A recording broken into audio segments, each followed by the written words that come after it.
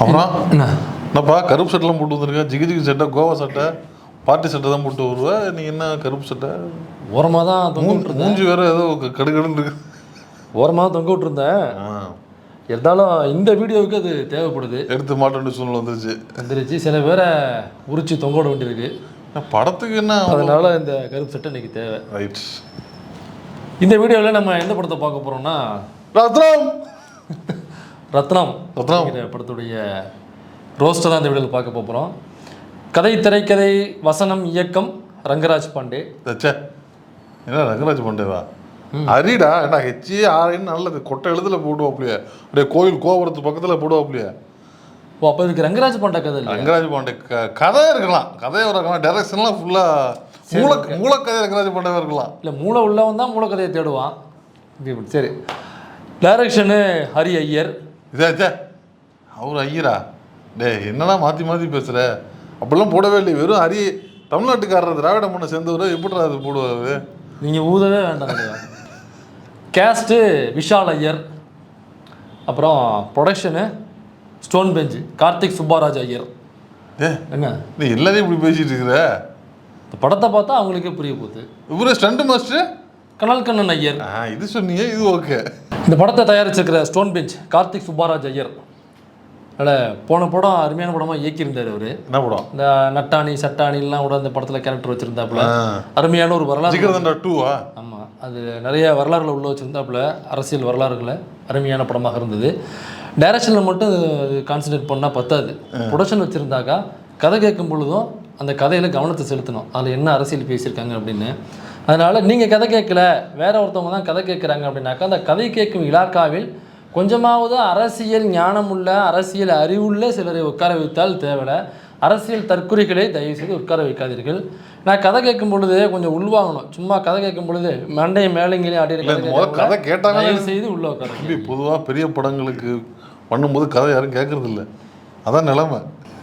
கதை இருந்தால் தானே கேட்பாங்க. படத்தில் முக்கியமான கதாபாத்திரத்தில் தமிழ்நாட்டின் ஒரே ஒரு கம்யூனிஸ்ட் அண்ணன் சமுத்திரக்கனி, தோழர் சமுத்திரக்கனி அவர்கள் நடித்திருக்கிறார். யாரையும் விட்டு வைக்க மாட்டேன்னு, யாராக இருந்தாலும் பாசு சங்கி அங்கிட்டு வர்றான், அதற்கு யாராவது நம்ம ஆளுங்க துணை போகிறாங்க அல்லது நம்ம ஆளுங்கிற பேரில் துணை போகிறாங்க அப்படின்னாக்கா கொஞ்சம் கூட ஈவு இறக்கம், பாரபட்சம் பார்க்கக்கூடாது. படத்தில் நடிக்க போனார் அவர் என்னடா பண்ணுவார்? நடிக்க போனால் கதை கேட்டு தான் நடிக்க போவாங்க. சமுத்திரக்கனி என்பவர் இந்த மார்க்கெட்டில், இந்த சினிமாவில் ஒரு மிகப்பெரிய நடிகராக கருதப்படுகிறார்.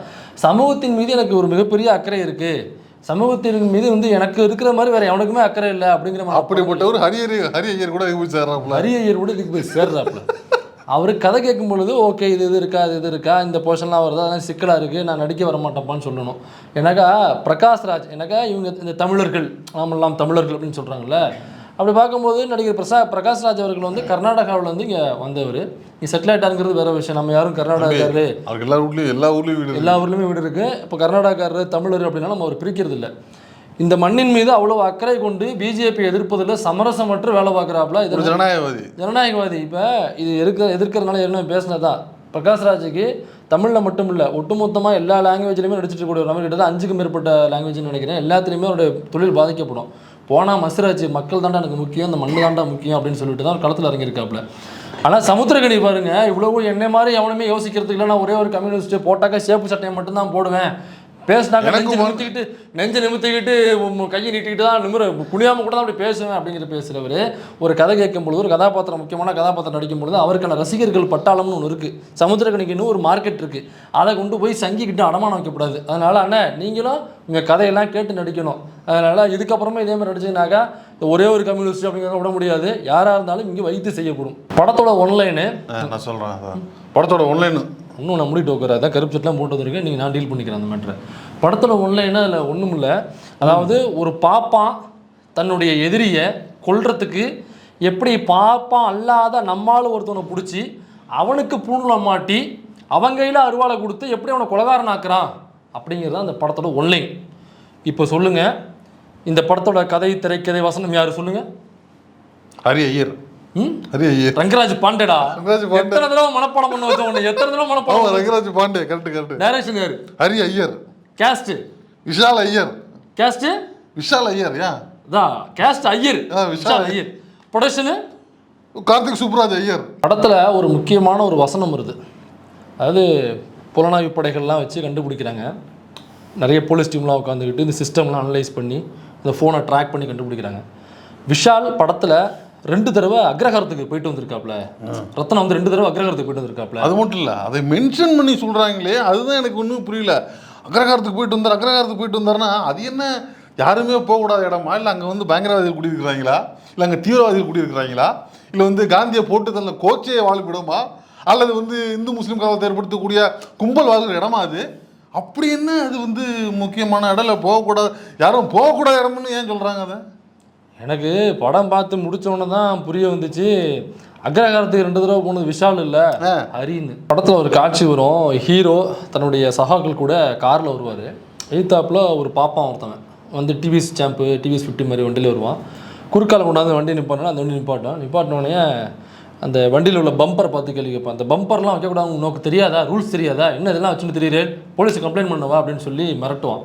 இந்த காட்சி படத்தில் இருக்குது. அதுக்கப்புறம் இல்லை கருப்பு கிளாஸ் ஓட்டிருக்கேள் என்ன நினச்சிட்டு இருக்கேள், இதெல்லாம் வந்து கேள்வி எழுப்புவாப்புல அந்த பாப்பான். அந்த கேள்வி எழுப்புற பாப்பா இருக்கான்ல, அவன் ஹெல்மெட் போட்டிருக்க மாட்டான். கேள்வி அவன் சட்டையை போட்டிருக்க மாட்டான், அதுவே மேலே அஃபென்ஸ் தானே, அவருடைய விருப்பம். ஆனால் ஹெல்மெட்டு போடணுங்கிறது ரூல்ஸு. நீ மயிறு எந்த ரூல்ஸையும் கண்டுபிடிக்க மாட்டேன். வண்டியை தின்னம்னாக்கா வண்டிக்குள்ளே எந்த பேப்பருமே இருக்காது, இன்சூரன்ஸோ அல்லது வண்டிக்கு ஆர்சி புக்கோ லைசன்ஸோ. அக்ரஹாரத்துக்கு தான் போகிறாரு, அவருக்கு மாட்டணும். எதுவாக இருந்தாலும் இதெல்லாம் இருக்கணும்.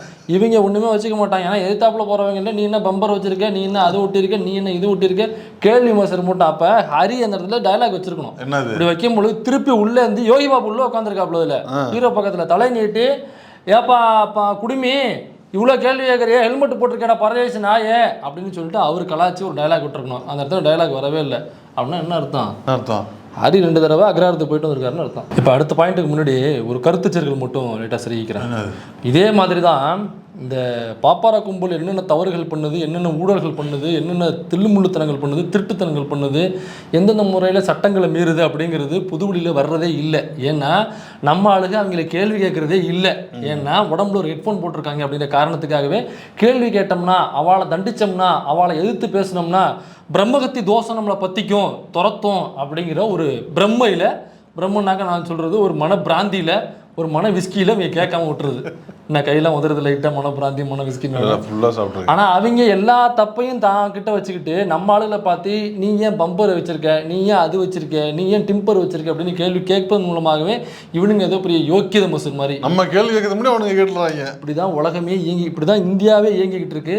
குறிப்பாக இந்த ஊழல்னு நம்ம ஆளுகளை பிடிச்சி உள்ள வைக்கிறது, ஏன் பாப்பா எவனமா ஊழல் போடல, ஏன் ஒரு பாப்பா கூட உள்ள போகல, இப்படி இந்த கேள்வி எழுப்பினோம்னாக்கா அதான் அதுதான் கருப்பட்டை போட்டு வந்திருக்கோம். அதை கேட்கறது தான் வந்திருக்கோம். ஆமா எல்லாரும் கேள்வி கேட்கணும். இந்த படத்துல ஏன் கேட்கல தெரியுமா?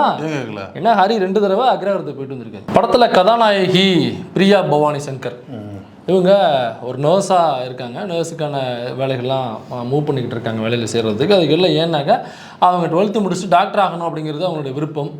நீட் எழுதுகிறாங்க, 2 தடவை 3 தடவை எழுதுகிறாங்க. அவங்களுக்கு அரசு கல்லூரியில் இடம் கிடைக்கல, மெடிக்கல் காலேஜில். அந்த உண்மையை ஹரி அவர்கள் சொல்லியிருக்காரு. அதாவது ஹரி ஐயர் வந்து அந்த இடத்துல ஹரியா இருக்கிறார். என்ன சொல்லியிருக்காரு சொல்லுங்க? அதாவது 3 தடவை நீங்கள் வந்து எழுதினா கூட பாஸ் பண்ணாலும் கூட உங்களுக்கு டாக்டர் சீட்டு கிடைக்காது, அதை தான் நாங்கள் சொல்கிறோம், நீட்டு வேணான்னு அப்படிங்கிறத உண்மையை உடச்சி பேசியிருக்காருல்ல. அப்படிதான் பல பேர் இந்த அரசியலை சரியாக புரிந்து கொள்ளாத சாட்டை துரைமுருகன் மாதிரியான மாமா பயல்கள் இப்படி தான் அதை புரிஞ்சுக்கிட்டு போய் பொதுவெளியில் பேசிகிட்டு இருக்கானுங்க. வேற எப்படி? ஏன்னா அவனுங்களுக்கு அறிவு கிடையாது, அவனுடைய அறிவு அவ்வளோதான். உண்மை என்னன்னா அந்த படத்தில் சொல்ல வர பாயிண்ட் நான் நீட்டை வச்சு 3 முறை எழுதி, அந்த பொண்ணு சொல்கிற இல்லை 3 முறை எழுதியிருக்கேன். கவர்மெண்ட் மெடிக்கல் காலேஜில் கிடைக்கல, ப்ரைவேட் மெடிக்கல் காலேஜில் கிடைச்சிருச்சு, ஆனால் கட்டுவதற்கு பணம் இல்லை. அதனால் அரசு மெடிக்கல் காலேஜில் கிடைக்கிற வரைக்கும் நான் ட்ரை பண்ணுவோம். 4வது முறை எழுத போகிறேன்னு போயிட்டு எழுதுவோம். 4வது முறை எழுதுனதில் மார்க் வாங்கி அதில் வந்து அரசு மெடிக்கல் காலேஜில் கிடச்சிருச்சு அப்படின்னு டைலாக போய் சேர்த்துட்டு வருவாப்புல ஹீரோ. இப்போ என்ன சொல்ல வர்றாங்க? இப்போ நான் சொல்கிறேன், நீங்கள் ஏற்கனவே உள்ள முறைப்படி மெடிக்கல் காலேஜில் சேரணும், நீட்டு இல்லாதபடி சேரணும் அப்படின்னாக்கா நீங்கள் காசு கட்டி தான் சேரணும், அரசு கல்லூரியில் உங்களுக்கு கிடைக்காது. ஆனால் நீட் என்பது 2 முறை 3 முறை எழுத வேண்டியது இருக்குன்னு சொல்லிட்டு நீங்கள்லாம் படிச்சுருக்கீங்க. அப்படி பண்ணாதீங்க, 4 முறை ஆனாலும் எழுதுனீங்கன்னாக்கா உங்களுக்கு கவர்மெண்ட் காலேஜில் கண்டிப்பாக கிடைக்கும். நீங்கள் இதில் மார்க் வாங்கினீங்கன்னாக்கா உங்களுக்கு கவர்மெண்ட் காலேஜில் கண்டிப்பாக சீட்டு கிடைக்கும். அது இந்த சிஸ்டமில் இருக்குது, அப்படி தான் ஹீரோயினுக்கு கிடைச்சிருக்கு பாருங்க அப்படின்னு இந்த தற்குறி ஹரி ஐயர் இருக்கார்ல அவர் சொல்ல வருகிறார். மறுபடியும் ஹரி ஐயரா மாறிட்டாரா? அண்ணா ஹரி ஐயர்ண்ணே, இந்த நீட்னா என்னென்னு தெரியுமா? நீட்னால இவ்வளோ உயிர்கள் எழுந்திருக்கு என்னென்னு தெரியுமா? இதற்கு முன்னாடி இருந்தது கட் ஆஃப் மார்க்னு சொல்லுவாங்க. கட் ஆஃப்னா என்னென்னு தெரியுமா? ரிசர்வேஷன்னா என்னென்னு தெரியுமா? ஒரு இடமும் தெரியாது. ஆனாக்கா நீட்டை தூக்கிக்கிட்டு சங்கிக்கு நல்லா வாயை தொடச்சிக்கிட்டு வழிச்சுக்கிட்டு முட்டு கொடுக்க வந்துடுறது. அண்ணா தலையை இங்கே வருங்க போடணும்னாக்கா அப்படின்னு சொன்னால் போதும், மேலே இங்கேயும் ஆட்டணுங்கிற அவசியம் இல்லை. தம்பி அடுத்த பாயிண்ட், இதில் ஒரு கருத்து சிறுகள் இருக்குது நீட்டில், கொஞ்சம் கவனிக்க வேண்டியது இருக்குது. ஆனால் நீட்டில் அனிதாவிலிருந்து இன்னும் எண்ணற்ற மாணவ மாணவிகள் நீட்டில் இறந்து வந்ததுனால கல்லூரியில் சேர முடியாமல், மெடிக்கல் காலேஜ் சேர முடியாமல் இறந்து போன துயர சம்பவங்கிறது அதிகம். நீட்டில் கம்மியான மார்க் வாங்கிட்டு உள்ளே போனால் ஒரு பையனை வந்து பேட்டி கொடுத்தாப்புல, அதிகமான மார்க் வாங்கினவனுக்கு இடம் கிடைக்கல அப்படிங்கிறது அங்கே அந்த பையனே பதிவு பண்ணி பேசினாப்புல. நீட்டு வந்ததுனால அரசு பள்ளிகளில் படித்தவங்க மற்றும் கிராமப்புறத்துலேருந்து வர மாணவர்களுடைய மெடிக்கல் காலேஜுக்கு போகிற சதவிகிதம் குறைஞ்சிருச்சு. நீட்னால இது அதிகரிச்சிருக்கு அப்படின்னாக்கா ரேஷியோ அதிகமாக இருக்கணும். இதான் ஆஸ் பர் கவர்மெண்ட் டேட்டா. நீங்கள் சொல்கிற இந்த மேட்ரு உண்மைனாக்கா எப்படி இந்த கவர்மெண்ட் காலேஜ்லேருந்து கிராமப்புறத்துலேருந்து போகக்கூடிய மாணவர்களுடைய, ஏழை மாணவர்களுடைய சதவிகிதம்ங்கிறது கவர்மெண்ட் காலேஜுக்கு போகிறது எப்படி குறைஞ்சிச்சு? இந்த படத்தில் சொல்கிறீங்களே 3 தடவை ஆனாலும் 4 தடவை ஆனாலும் எழுதுங்கன்னு சொல்கிறீங்களே, ஒரு ஏழை வீட்டில் உள்ள ஒரு 12th படித்த மாணவனை 4 வருஷம் வீட்டிலேயே சும்மா உட்கார வச்சு நீட்டுக்கு ப்ரிப்பேர் பண்ணுறான்னு சொல்லி 4 வருஷம் சோறு போடுற அளவுக்கு வீட்டில் எவங்கிட்ட காசு இருக்குது? அவனா அரிய ரூட்டு பிள்ளையா? அவனா அரிய ரூட்டு பிள்ளையா? நீ ஈஸியாக சம்பாரிச்சிருவனே, பாப்பானுக்கு மண்டையை மேலே இங்கேயும் ஆட்டி நீ சம்பாரிச்சிருவ. அவங்க உழைக்கிற வர்க்கம், வேர்வை சிந்தி உழைக்கணும். அவங்கள்ட்ட எப்படி காசு இருக்கும்? 3 வருஷம் எழுது 4 வருஷம் எழுதுன்னு சொல்கிறியா? அதுக்கு தான் கட் ஆஃப்னு ஒன்று இருக்குல்ல. 12th அவன் என்ன மார்க் எடுக்கிறானோ அதில் அதிகமான மார்க் யார் வாங்குறாங்களோ அதன் அடிப்படையில் உள்ளே அனுப்புகிறாங்க. இந்த அறிவு கூட இல்லாமல் 3 வருஷம் எழுது 4 வருஷம் எழுதுன்னு ஒரு படத்தை எடுத்து வைக்கிற நீ. ஏன் தெரியுமா இந்த பாயிண்ட்லாம் அவர் பேசலை? ஏன்னா 2 தடவை அக்ரகாரத்துக்கு அண்ணன் படத்தில் விஷாலு ஃபஸ்ட்டு நான் பிராமின், அப்புறமா பாப்பானா மாறுறாப்புல. இப்போ பாப்பான் அல்லாமல் இருக்கும் பொழுது நான் பாப்பான்னு சொல்ல, நான் பிராமின்னு பாப்பான். அது என்ன இது? நான் பாப்பானா இருக்கும் பொழுது கூப்பிட்டு வந்து கொலை பண்ணுறதுக்கு ரவுடி அப்படிங்கிறதுனால கொலை பண்ணுறதுக்கு கூப்பிட்டு வர்றாங்க. கூப்பிட்டு வந்து நீ தான் அந்த மல்ற பண்ணணும்னு மண்டே கழுவுறாங்க. எவ்வளோ நேக்கா உள்ளே கூப்பிட்டு வந்துட்டு எங்கால நீ உள்ளே கூப்பிட்டு போய் நேக்கா மண்டே கழுவி, தம்பி நாங்கள்லாம் கஷ்டப்படுறோம், நாங்கள் ஒரு 12 லட்சம் சேர்த்து வச்சுக்கோண்டா, எங்களாம் கொலை பண்ணி விட்றோம் தம்பி. டேய் எனக்கு இந்த சீனை பார்க்கும்போது எனக்கு அப்படியே ஜெயந்து தான் ஏமாந்தோப்புல. அதேதான் பெரியவா இருக்காருல, காஞ்சி பெரியவா, இந்த படத்துலயும் அவன் சொல்லுவான் எங்க பெரியவா கூப்பிடுறாரு அப்படின்னு தான் அவர் போவாப்புல. போனே பெரியவா, நான் அந்த பெரியவா பார்க்கறது அவளா இருந்தேன்.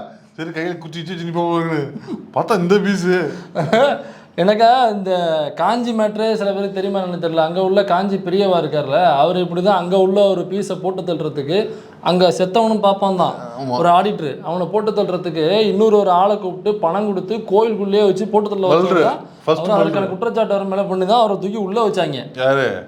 ஜெயலலிதா அவர்கள் தான் தூக்கி உள்ளே வச்சாங்க. இப்போ கடைசியாக கிளைமேக்ஸில் ஒரு பாயிண்ட் சொல்லுவாப்புல விஷால், என்னது இந்த ஏன் நீங்கள்லாம் எதுக்கு அமைதியாக இருக்கீங்க, நீங்கள்லாம் திரும்ப அட்டாக் பண்ணணும் அப்படின்னு சொல்லிட்டு இந்த மாமாக்கள் ஒரு 4 மாமாக்கள் அருவா கத்தியை வச்சுட்டு வர அப்படியே நின்றுப்பா, பக்கத்தில் அப்படியே நின்றுப்பா. அதாவது எவ்வளோ நேரம் அப்போ வந்து எங்கால அடியாள் பார்க்க திரும்ப கூப்பிடுறீங்க. இப்போ நீங்கள்லாம் வந்து திரும்ப அட்டாக் பண்ணணும், எவ்வளோ நேரம் தான் அமைதியாக இருப்பீங்க அப்படின்னு சொல்கிறாரு. நீ அட்டாக் பண்ணுறது மயிறு? இல்லை நான் என்ன கேட்குறேன்னாக்கா, சரி அப்போ திரும்ப அட்டாக் பண்ணுங்க, எதுக்கு அட்டாக் பண்ணாமல் இருக்கீங்கன்றாரு. காந்தியை போட்டு தின்னுதாரு. காந்தியை போட்டு தள்ளுது கோச்சு பாப்பான், கோட்ஸே எனும் பாப்பான் அப்படி சொல்கிறீங்க. காந்தியை போட்டு தள்ளுனது ஒரு பாப்பான். இப்போ அதுக்காக பாப்பானெல்லாம் போட்டு தள்ளணும்னு எல்லாரு கையிலையும் கத்தியை கொடுத்து அனுப்பணும்னு சொல்கிறாப்லையா விஷால் ஐயரும் ஹரி ஐயரும். அது எவ்வளோ பெரிய தவறு. அந்த வன்முறையை ஒருபோதும் தமிழ்நாடு ஏற்றுக்கொள்ளாது, அப்படியா தமிழக மக்களும் ஏற்றுக்கொள்ளாது, யூடியூப் புட்டர்ஸும் ஏற்றுக்கொள்ளாது, யூடியூப் புட்டர்ஸ் கலாட்டாவும் ஏற்றுக்கொள்ளாது. இவங்க சொல்கிறபடி பார்த்தோம்னாக்கா அதுதானே செய்ய சொல்கிறாப்புல. எனக்கு அந்த சீன் ஒரு மாதிரி வன்முறையை தூண்டுற சம்பவம் இல்லையாது. ஆமாம், எனக்கு அந்த சீன் மாதிரி பிடிச்சிருந்தது. அந்த சீன் எனக்கு கத்தி எடுத்து போட போகிறாப்புல, நான் போடுறாண்ணா, நான் போட்டு போடுறாங்க.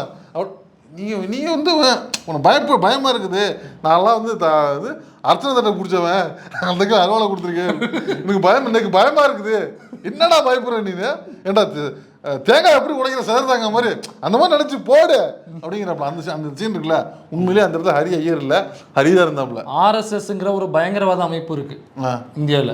அந்த பயங்கரவாத அமைப்பில் பெரும்பாலும் பார்ப்பனர் சமூகத்தை சேர்ந்தவங்க தான் இருக்காங்க. அந்த ஆர்எஸ்எஸ் என்கிற பயங்கரவாத அமைப்பு தான் இந்தியா முழுக்க வெடிகுண்டு கலாச்சாரத்தை உள்ளே கொண்டு வந்தது. பல வெடிகுண்டு கலாச்சாரத்தை திரும்பவும் வர வைக்கணும் எலெக்ஷன் அப்போ அப்படின்னு சொல்லிட்டு நிறைய பார்ப்பனர்களை சூஸ் பண்ணி, யஷ்வந்த் ஷிண்டேன்னு ஒருத்தர், அவரும் பார்ப்பனர் சமூகத்தை சேர்ந்தவர் தான், அவரும் இந்த ஆர்எஸ்எஸ்ல இருந்தார். அவர் கொடுத்த வாக்குமூலம், எங்களையெல்லாம் கூட்டு போனாங்க ஒரு இடத்துக்கு ஆர்எஸ்எஸ், கூட்டு போய் வெடிகுண்டுகளை எப்படி தயாரிப்பது, அதை எப்படி வெடிக்க வைக்கிறது, திரும்ப அந்த பழியை தூக்கி எப்படி இன்னொரு முஸ்லீம் மேலே போடுறது அப்படிங்கிற ட்ரைனிங் தான் கொடுத்தாங்க அப்படின்னு சொல்கிறாங்க. அப்போ இந்தியா முழுக்க அந்த RSS என்கிற அமைப்பு இந்த பார்ப்பனர் சமூகத்தை சார்ந்தவங்களுக்கு பூரா வந்து பயங்கரவாதிகளாக மாற்றிக்கொண்டு இருக்கிறதா அப்படிங்கிற கேள்வி நமக்கு வருதா இல்லையா? அப்போ இவங்கெல்லாம் இருக்கும் பொழுது இவர் ஏதோ பாப்பான்னாக்கா ரொம்ப அமைதியானவன், அவன் தேங்காய் மட்டும்தான் உடைப்பான், அவன் எந்த உயிருக்கு மீது தீங்கு செய்ய மாட்டான் அப்படிங்கிறது மாதிரி அந்த டயலாக் அங்கே வச்சிருக்காப்புல. காந்தியை போட்டு தள்ளது பார்ப்பான், கோட்ஸே இன்னும் பார்ப்பான், அவன் கூட சிக்கன எல்லாருமே A2 A3 A4 எல்லாருமே பார்ப்பான். இதை விட இன்னும் பயங்கரமான செயல்கள் செய்தவர்கள் பல பேர் வந்து பார்ப்பன சமூகத்தை சேர்ந்தவங்க. துபேன்னு ஒருத்தவன் உத்தரப்பிரதேசத்தில் ஒரு பாப்பான் தான் துபேங்கிறவன். அந்த துபேங்கிறவன் வந்து ஒரு ரவுடி பெய்டு கில்லறவன்.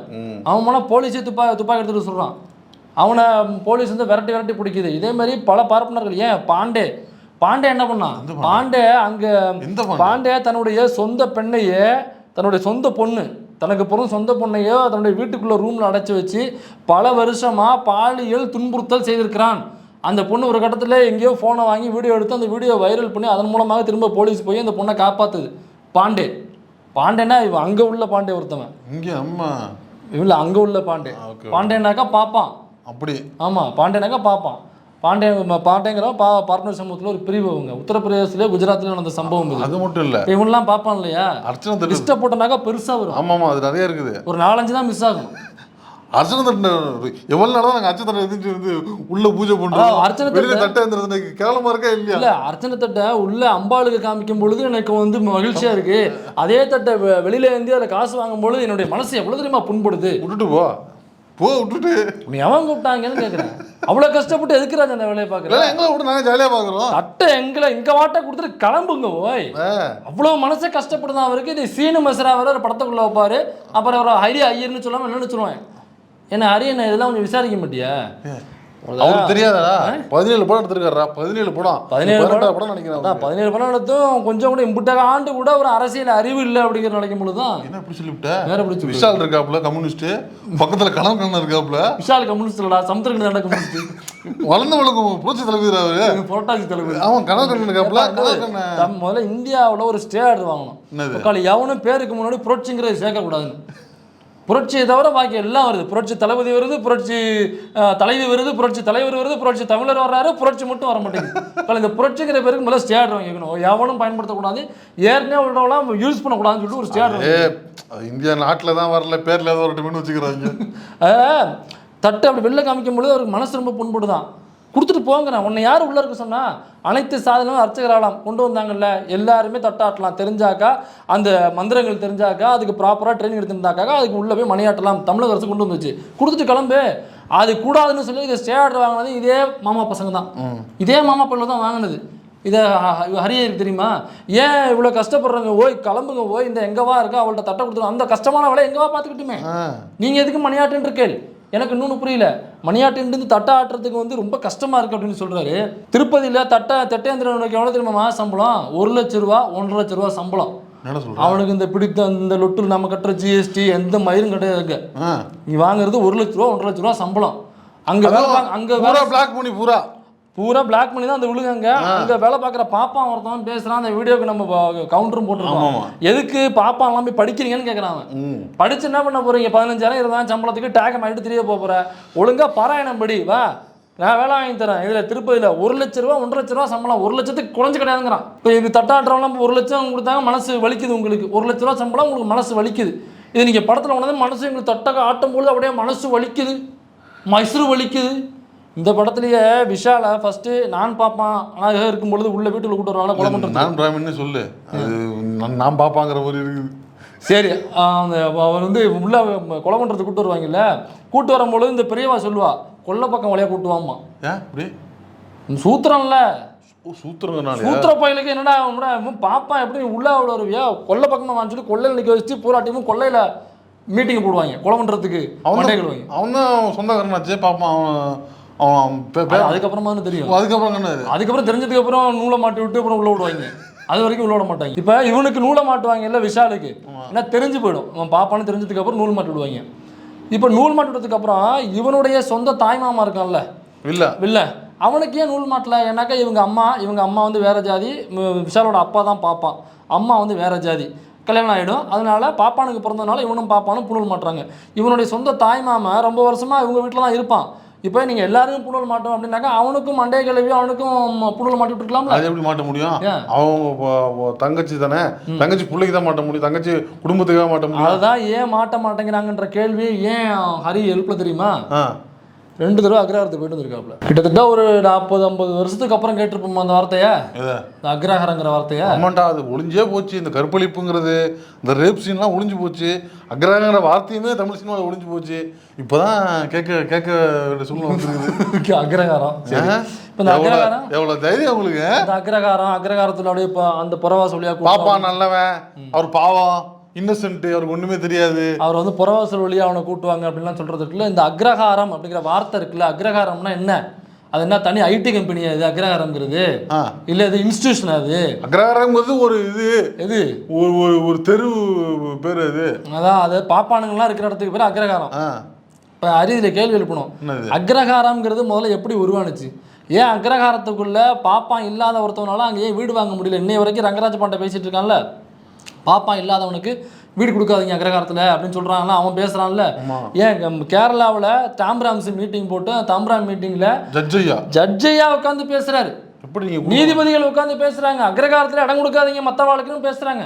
இப்போ அக்ரஹாரம்னு சொல்கிறீங்களா, அதில் இந்த ஹரியர் இருக்காரு, இவர் மற்ற பாம்பாங்களுக்கு வேணால் மேலைங்களையும் மண்டையாட்டி சம்பாதிக்கலாம், அவங்களுக்கு முட்டி போடலாம், மண்டி போடலாம், என்ன வேணாலும் பண்ணலாம். அவர் அக்ரஹாரத்தில் இடம் சொல்லுங்க பார்ப்போம். அவர் வெளில போடா சூத்திரம் வாங்கலாம். இவ்வளோ கஷ்டப்பட்டு எதுக்குடா ஒரு பாப்பானா நல்லவனா காட்டணும்? அதெல்லாம் அந்த சலுகைகளை பெறத்துக்கு தான்டா, வீடு வாங்குறதுக்கு தான். கடைசி வரைக்கும் என்ன தெரியுமா ஆகும்? திரும்ப அரியை கூப்பிட்டு அரிக்கு ஒரு பூனலை மாட்டிட்டு உங்க அரியில ஒரு அருவாலை கொடுத்துட்டு அனுப்பிவிடுவாங்க. அதான் நீட்டுக்கு எதிராக ஒரு படம் தம்பி அப்படின்னு சொல்லி அனுப்பிவிடுவாங்க. பூனை மாட்டிவிட்டு கையில் அருவாலை கொடுத்து அவனுக்கு எதிராக ஒரு படம் எடுறான்னு. யாருக்கு எதிராக? அவருக்கு எதிராகவே அவரை படம் எடுக்க வைப்பாங்க. அந்த படம் தான் இந்த படம். அண்ணனுக்கு சில பாயிண்ட்களை தெளிவுபடுத்த விரும்புகிறேன். தோல் சீலை போராட்டம்னு ஒரு போராட்டம் இருக்கு. நாடார் சமூகத்தை சேர்ந்த பெண்களுக்கான அவர்களுக்கான சுயமரியாதைக்கான ஒரு போராட்டம். நம்மளை விட அரியருக்கு நல்லா தெரியும். அரியருக்கு நல்லா தெரியும், நம்மளோட அந்த தோல் சிலை போடக்கூடாது அப்படின்னு சொன்ன சமூகம் எது? தோல் சிலை போடக்கூடாதுன்னு சொன்ன அந்த தர்மம் என்ன? தர்மம் என்ன? வேதம் போடக்கூடாதுன்னு சொல்லிச்சு. அதை எதிர்த்து போராடிய கிளர்ச்சி செய்த நபர்கள் யாரு? எந்த அமைப்புகள்லாம் அதற்கு எதிராக நின்றது? தோல் சிலை போடக்கூடாதுன்னு ஆரவாக நின்றது யாரு? இதெல்லாம் கொஞ்சம் எடுத்து பார்த்தீங்கன்னா என்ன, நீங்கள் மண்டைய அக்ரஹாரத்தில் உட்காந்துட்டு மேலே எங்கேயும் ஆட்ட மாட்டீங்க, இப்படி தான் ஆட்டுவீங்க. அப்படின்னா என்னப்பா அது?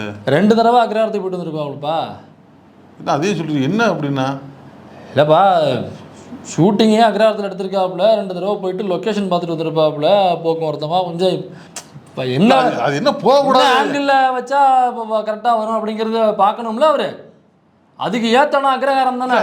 அதனால் அக்ரஹாரத்துக்குள்ளனா போயிட்டு வந்த பர்மிஷன் ஈஸியாக கிடைக்கும்ப்பா உனக்கு. போகிறதுக்கு வர்றதுக்குலாம் ஈஸியாக பர்மிஷன் கிடைக்கும். ஆமாம், இப்போ நம்ம வீட்டில் ஒரு கதவு தான் இருக்கும், அங்கெல்லாம் 2 கதவு இருக்கும். காற்று போக்குவரத்துக்கு சொல்றீங்கன்னா காற்று வந்து இந்த காற்று இல்லை, காத்தோட்டமாக இருக்கும்பா. அப்படி வந்துட்டு இப்படி போகலாம், அப்படி வந்துட்டு இப்படி போகலாம், அப்படி காத்தோட்டமாக இருக்கும். காற்று சொல்கிறேன், வந்துட்டு போகிறதுக்கு சொல்கிறேன். அதெல்லாம் அவர் போயிட்டு வந்திருக்காரு. ஷூட்டிங் எடுக்கிறது கரெக்டாக இருக்கும், பர்மிஷன்லாம் கொஞ்சம் ஈஸியாக கிடைக்கும், ஒத்துழைப்பாங்க அப்படிங்கிறதுக்காக போயிட்டு வந்திருக்காரு. என்ன